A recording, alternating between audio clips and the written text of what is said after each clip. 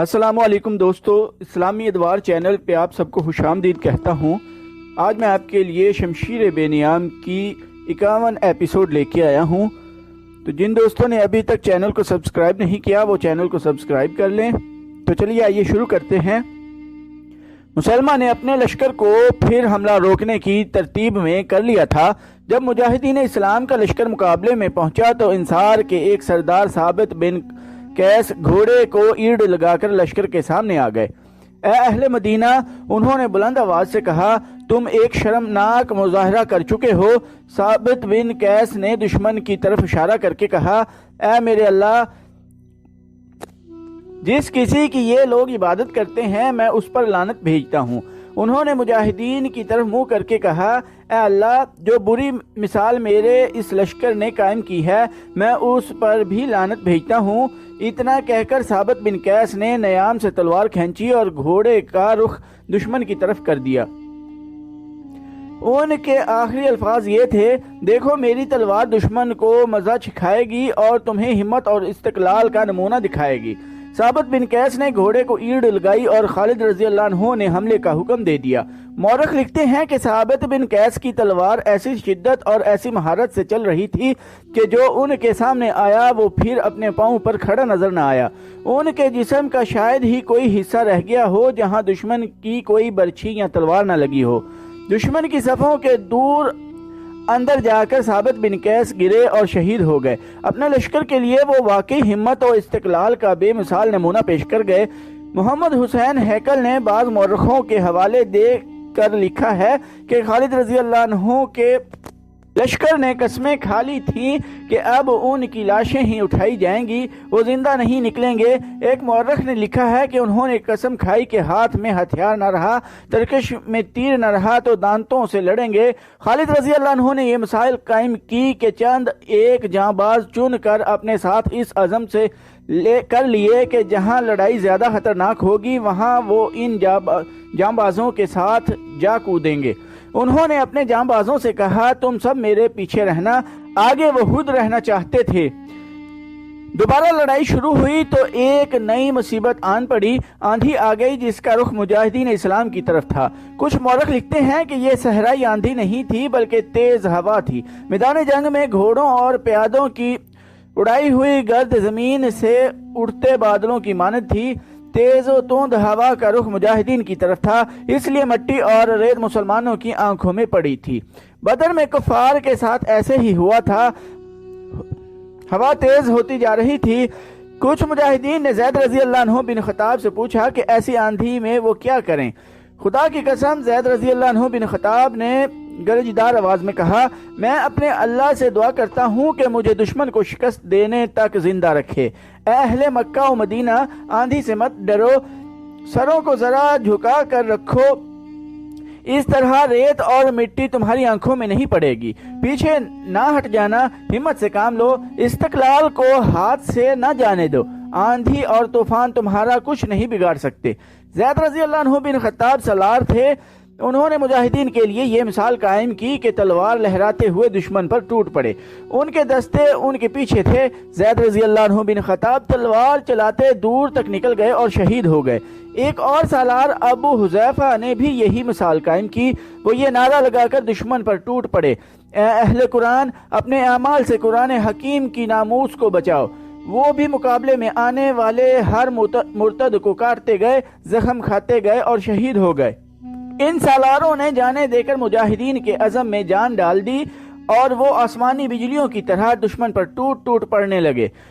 اس کے باوجود مسلمہ کا لشکر قائم و دائم تھا۔ خالد رضی اللہ عنہ نے میدان جنگ کا جائزہ لیا۔ یہ ایسی جنگ تھی جس میں چالیں چلنے کی ذرا سی بھی گنجائش نہیں تھی۔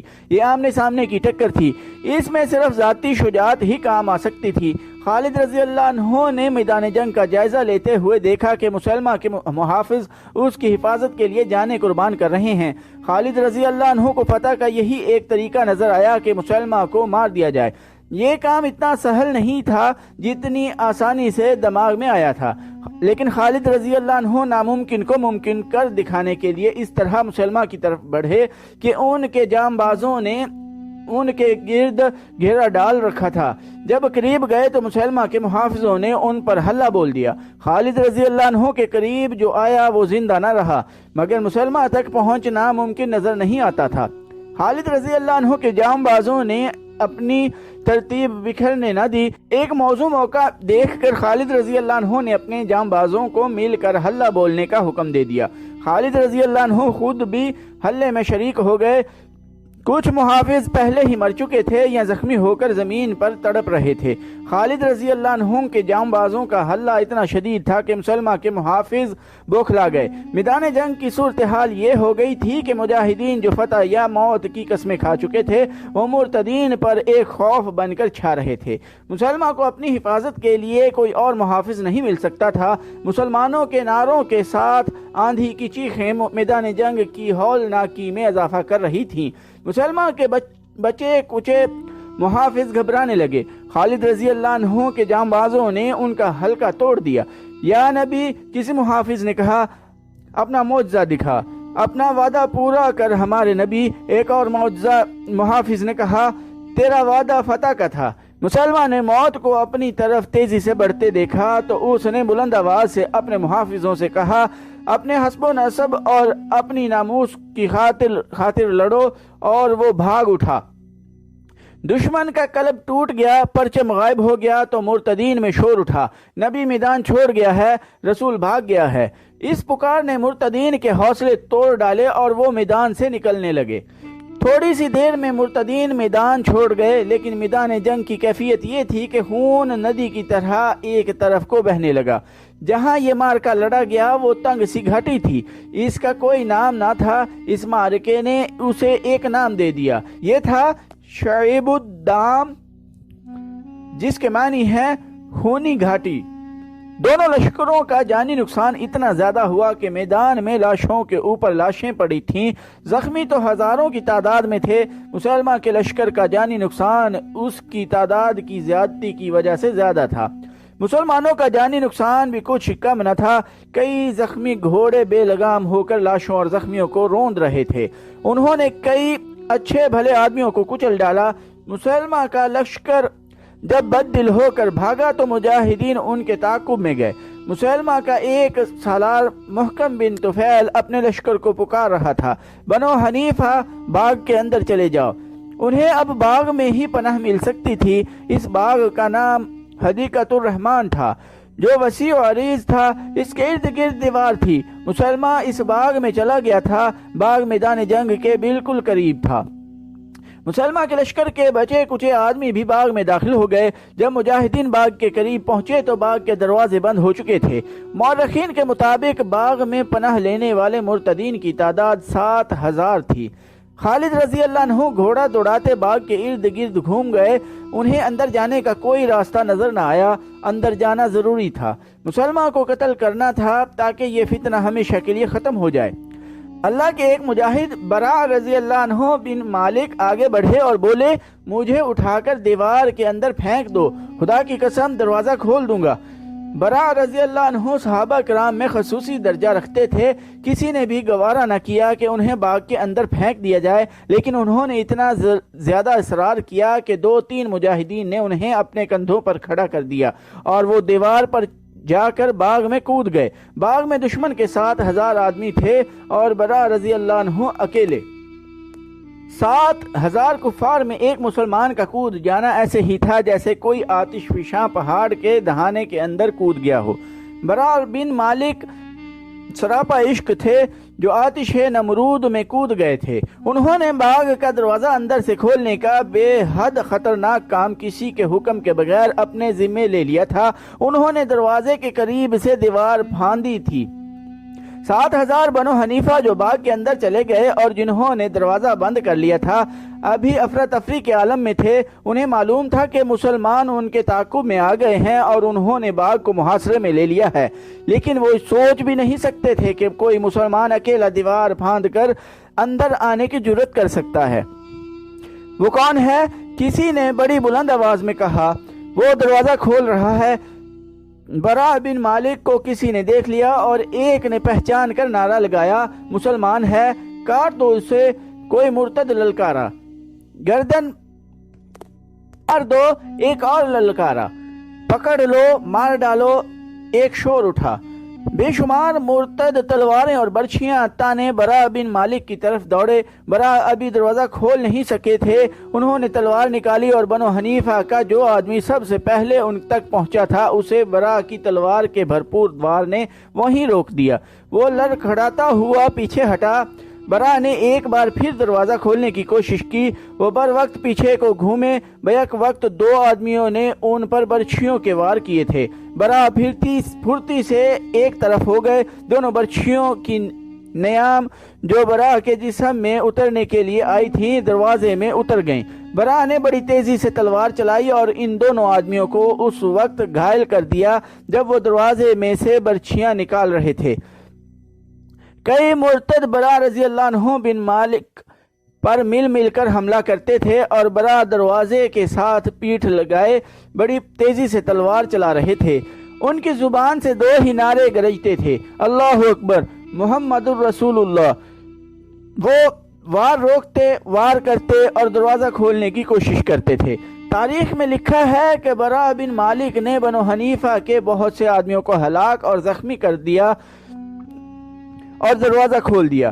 बाज़ मौरखों ने यह भी लिखा है कि बरा बिन मालिक के पीछे चंद और मुसलमान दीवार फांद कर अंदर चले गए थे, जिन्होंने तीरों से मुर्तदीन को दूर रखा और बरा बिन मालिक ने दरवाज़ा खोल दिया।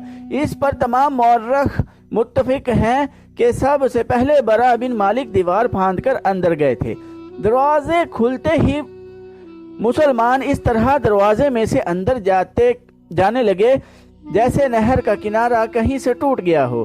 बहुत से मुसलमान खालिद रजी अल्लाह अन्हु के कहने पर दीवार पर चढ़ गए। ये सब तीरंदाज थे। उन्होंने बनो हनीफा पर तीरों का मीना बरसा दिया। मुसलमान जो अंदर चले गए थे वो बनो हनीफा पर कहर की मानद टूटे। मुर्तदीन का कत्ले आम होने लगा। उनके भाग निकलने के रास्ते बंद हो चुके थे। वो अब जिंदा रहने के लिए लड़ रहे थे। उनका नबी ख्वाह झूठा ही था उनके साथ था। उसकी ललकार सुनाई दे रही थी और वो बड़ी बेजिगरी से लड़ रहे थे।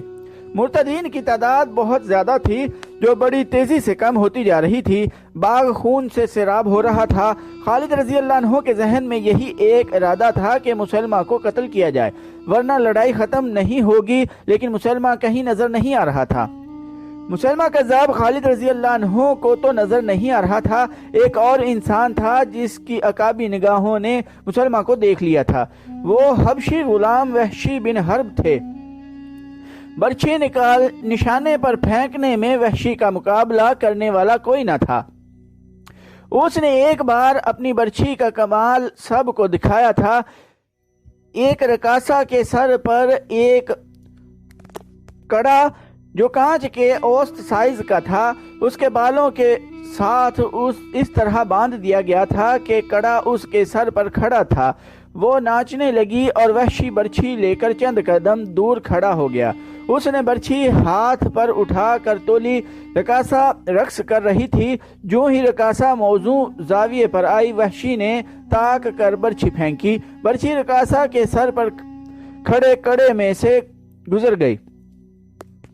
जंगे उहद में वहशी बिन हर्ब ने रसूल करीम सल्लल्लाहु अलैहि वसल्लम के चचा हमजा रजी अल्लाह अन्हु बिन अब्दुल मुतलिब को इसी तरह बर्छी फेंककर शहीद किया और अबू सुफियान की बीवी हुंद से इनाम वसूल किया था।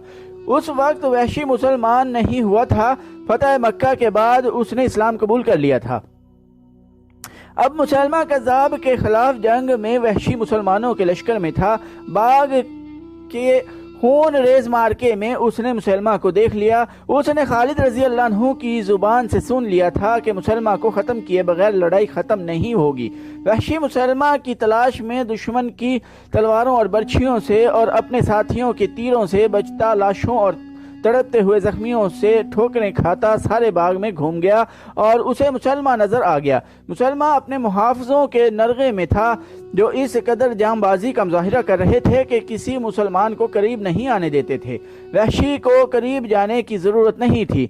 मुसलमान के मुहाफ़िज़ों के साथ लड़ रहे थे और उनके इर्द गिर्द वहशी घूम रहा था कि मुसलमा पर बर्छी फेंकने का मौजू मौका और सही जाविया मिल जाए।